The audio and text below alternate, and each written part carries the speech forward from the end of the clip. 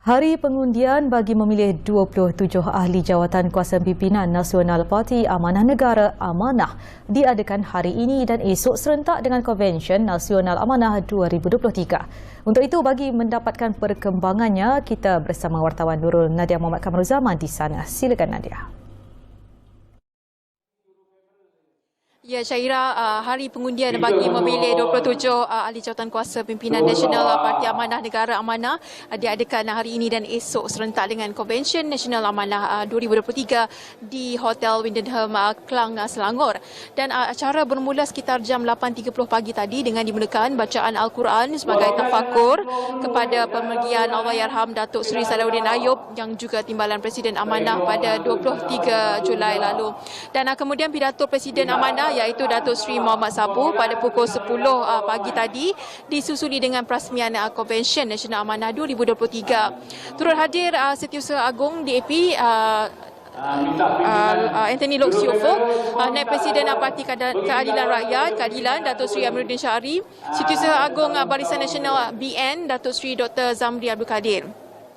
Baik, Naib Presiden Amanah Datuk Seri Dr. Mujahid Yusof yang dilihat antara calon pencabar jawatan utama parti ini, dan Datuk Seri Mujahid ialah antara 124 calon bagi merebut 27 tempat dalam jawatan kuasa pimpinan Nasional Amanah bagi sesi 2023-2026. Dan calon lain akan bertanding ialah Presiden Amanah merangkap Menteri Pertanian dan Keterjaminan Makanan Datuk Seri Mohammad Sabu, Naib Presiden Adli Zahari yang juga Timbalan Menteri Pertahanan, dan Pengarah Strategi merangkap Menteri Kesihatan Datuk Seri Dr. Zulkifli Ahmad. Dalam konteks jawatan dalam kerajaan ini, Datuk Seri Mohammad Sabu sebelum ini menegaskan bahawa amanah tidak boleh merasa terlalu selesa hanya kerana wakil mereka kini berada dalam kerajaan persekutuan. Sebaiknya Presiden Amanah itu mengingatkan bahawa mana-mana parti sekalipun tidak boleh bergantung kepada kedudukan dalam kerajaan untuk menguatkan kedudukan mereka. Dan sudah pastinya hari ini dan esok banyak pemerhati melihat tumpuan pasti diberikan terhadap perebutan jawatan Presiden Amanah. Apakah Datuk Seri Mohammad Sabu akan diberi penghormatan untuk terus memimpin parti ini untuk penggal terakhirnya, dan perlahan-lahan diserahkan kepada penggantinya secara teratur, dan atau beliau akan diganti dengan Presiden baru, dan nama yang disebut-sebut bergantinya ialah Datuk Seri Mujahid. Dan ramai yang tahu kelebihan Datuk Seri Mujahid ialah tanpa memegang jawatan dalam kabinet dan kerajaan, dan beliau mempunyai banyak masa untuk mendekati akar umbi untuk mempromosikan diri dan wawasannya, berbanding Datuk Seri Mohammad Sabu yang banyak menghabiskan masa menyelesaikan pelbagai isu kepentingan rakyat terutama di bawah kementerian yang dipimpinnya. Baik, Syaira, kira-kira 1,100 perwakilan akan memilih hanya 27 calon daripada 124 nama dalam senarai calon yang akan merebut tempat ahli jawatan kuasa pimpinan Amanah Parti Amanah Nasional Amanah bagi sesi 2023 hingga 2026. Dan mengikut perlembagaan parti, kedudukan 5 jawatan tertinggi termasuk Presiden ditentukan secara konsensus oleh 27 pimpinan tertinggi yang akan dipilih perwakilan dan 3 ketua sayap parti itu. Dan tempoh seseorang layak untuk memegang jawatan Presiden adalah selama 3 penggal berturut-turut, dan ini bermakna pemilihan kali ini adalah penggal terakhir bagi Datuk Seri Mohammad Sabu jika beliau terpilih sekali lagi untuk menerajui Parti Amanah yang berusia 8 tahun ini. Dan tidak dapat dipastikan siapa yang akan dipilih oleh 30 anggota tertinggi parti untuk disokong sebulat suara sebagai Presiden Amanah.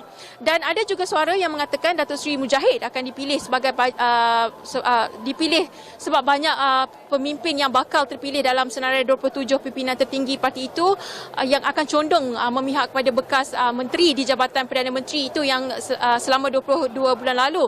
Dan sungguh pun Parti Amanah agak berlainan dalam pemilihan pemimpin, bukan ditentukan oleh perwakilan dan mewakili suara akar umbi, tetapi ditentukan hanya 30 ahli politik yang dipilih oleh perwakilan. Oleh itu, 1,100 perwakilan adalah penting untuk memilih 27 calon dalam barisan kepimpinan amanah.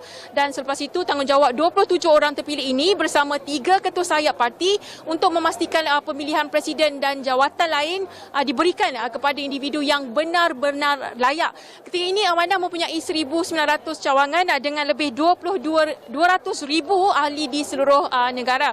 Dan cabaran sebenarnya yang paling besar yang perlu dihadapi oleh Presiden Amanah adalah untuk mendapatkan sokongan orang Melayu. Dan Amanah perlu mencari pemimpin yang boleh menjamin kedudukan parti dalam kerajaan dan boleh menang banyak kerusi dalam pilihan raya umum ke-16 nanti. Dan umur Parti Amanah cukup muda sebenarnya, tapi kehadirannya dalam politik tanah air amat dirasakan sejak 8 tahun lalu. Dan inilah cabaran utama jika mahu memilih calon yang layak untuk menerajui Parti Amanah. Mahu atau tidak mahu diakui, semua yang ada jiwa politik tetap memburu kedudukan dan jawatan. Namun ketika ini kita tidak dapat pastikan siapa yang akan terpilih. Untuk itu teruskan bersama-sama untuk mengetahui siapakah yang bakal memegang tampuk Presiden Amanah untuk sesi 2003-2026. Untuk itu kembali pada Syahira di Wisma Bernama. Baik, terima kasih Nada atas laporan anda.